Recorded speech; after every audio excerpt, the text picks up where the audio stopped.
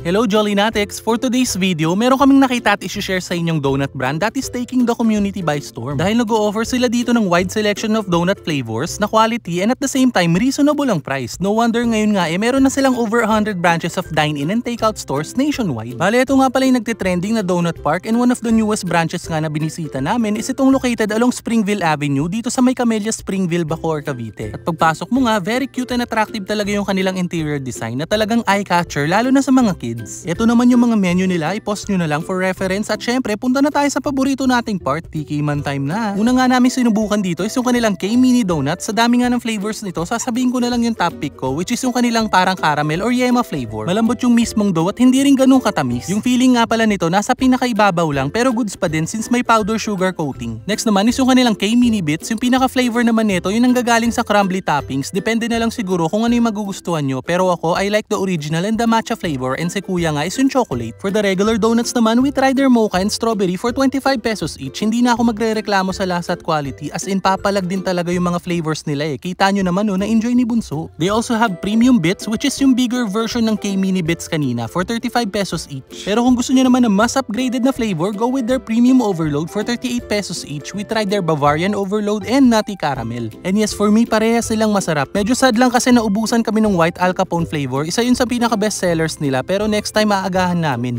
Nga pala, highly recommended din tong kanilang milky cheese as in ang lambot ng bread, naghahalo yung tamis ng milk powder at alat ng cheese sa loob. And for me nga, masarap at solid din to. And kung umay ka na sa matamis, meron sila ditong savory snacks tulad nitong K-Pao with asado and bola-bola flavor. Yung bola-bola flavor need some improvement pa pero the asado flavor pasok sa panlasa ko. Meaty at hindi tinipid sa feeling. Pero yung na-surprise talaga ako dito, kahit donut store sila, may mga dim sum din sila dito. And for me, hindi to yung mga pucho-puchong dim sum ha, as in masarap lalo na samahan nyo ng chili oil nila. And for drinks naman, we tried both their blueberry and pink juice. Parehas quality, hindi masyadong matamis at fruity yung taste. Or di kaya pili kayo dito sa mga naka-pouch nilang drinks for 60 pesos, add lang kayo ng 20 pesos for the cup and ice. And para sa akin nga, goods na to. And of course, ano pa nga bang masarap i-partner sa donut? Syempre, meron din sila ditong brewed coffee. Open nga pala sila dito from 10 AM to 8:30 PM and available naman sila for deliveries through Food Panda. So there you go, Jollinatics. Sana nabigyan na naman namin kayo ng idea kung saan pwedeng food trip lalo na yung mga mahihilig at nag-crave sa donut dyan. Subukan nyo na nga rin dito sa Donut Park. By the way, they are open for franchise so kung interesado nga kayo mag-start ng sarili nyong negosyo, PM lang kayo sa kanilang FB page for more info or di kaya punta lang kayo sa kanilang website. And kung natakam at nag-enjoy nga kayo sa video na to, please don't forget to like,